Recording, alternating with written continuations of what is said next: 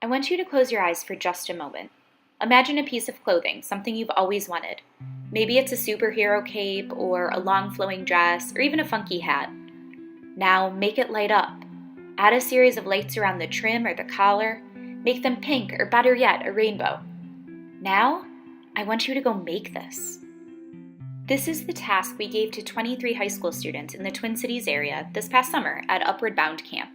Not only did they take on the challenge, but the results were awe-inspiring. A Red Riding Hood cape with LEDs around the trim that would light up when she pushed a button at the end of the runway.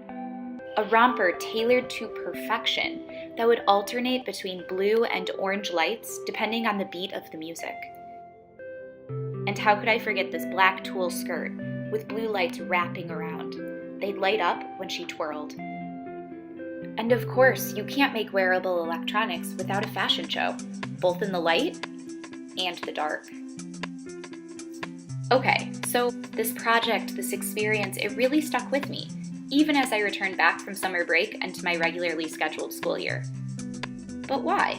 I've grappled with this question since. The conclusion I've come to is that this project was an example of real, authentic, get your hands messy, make mistakes, not quite sure where we're going to end up, sort of learning. Students learned how to sew under the guidance of expert sewer and teacher extraordinaire India Carlson. So at the start of our project, we surveyed students and found that the majority of them had zero sewing experience.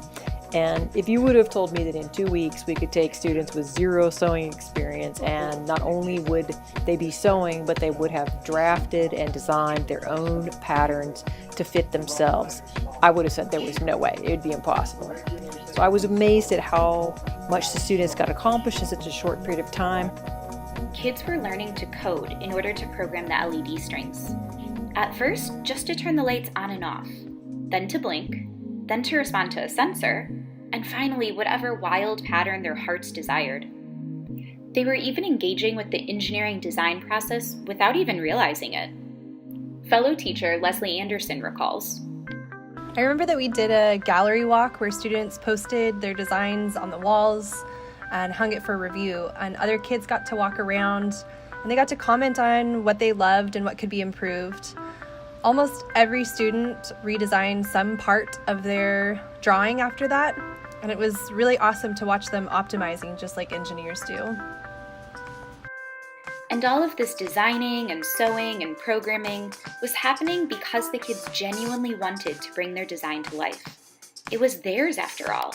They took ownership over their garment, and as a result, each and every kid was intrinsically motivated to learn the necessary skills to make it a reality. It was a glorious mess of learning, where failures were necessary and embraced. It was true learning, engaging with skills that real scientists use daily: collaboration, critical thinking, problem solving. A huge reason this experience was so fun and so satisfying to be a part of was the amazing team of teachers who made it all happen. I was joined by Dr. Jim Madsen, professor at the University of Wisconsin-River Falls. Teachers Eric Moose, India Carlson, Steve Stefanowski, Leslie Anderson, and undergraduate student John Incha. When we set out with this idea, we honestly had no clue where it would end up or what it would turn into.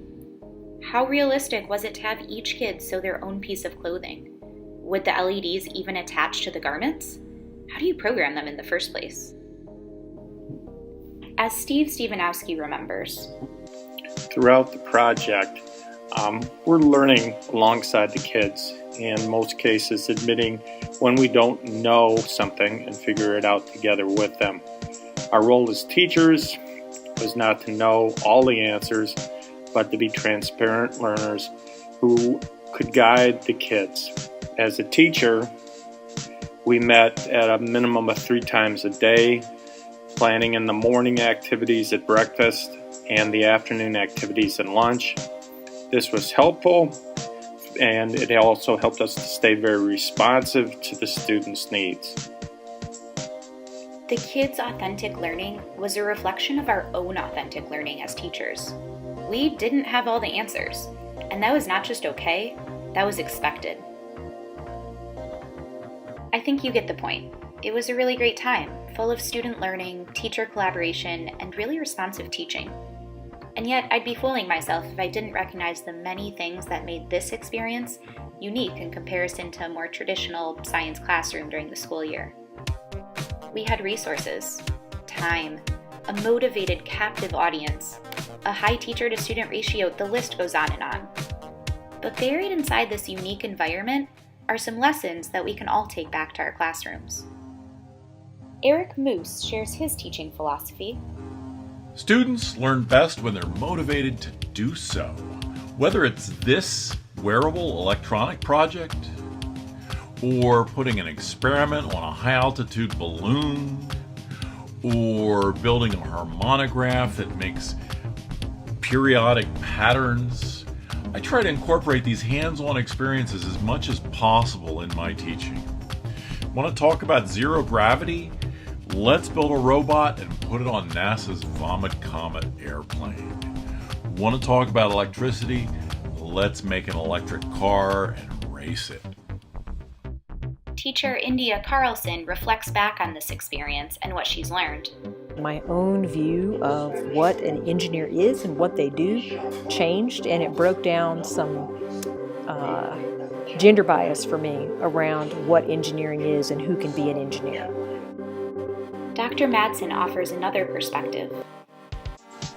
Our Upward Bound experience teaches students about cutting-edge science in a unique way. They don't build a neutrino telescope, of course, but they do reproduce the steps it takes to carry out a big project.